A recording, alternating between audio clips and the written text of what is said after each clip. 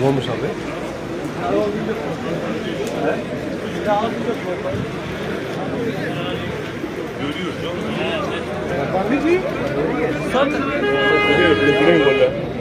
Aa polis görüyor musun abi?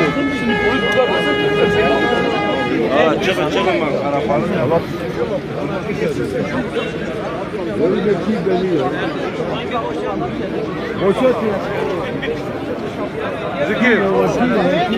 Yaralıdır değil mi? Umur nerede? Pis yerine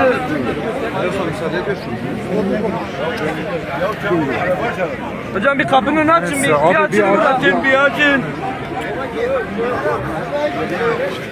Alo.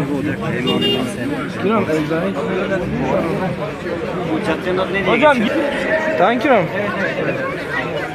Valla herhalde. Az önce sana sipariş veren abi var ya, o şu an başındadır. Hakkı'nın gözlüklü uzun bayını var ya. Hani sana dedi ya, parayı benim hesabıma Diyarbakır'a edeceğim.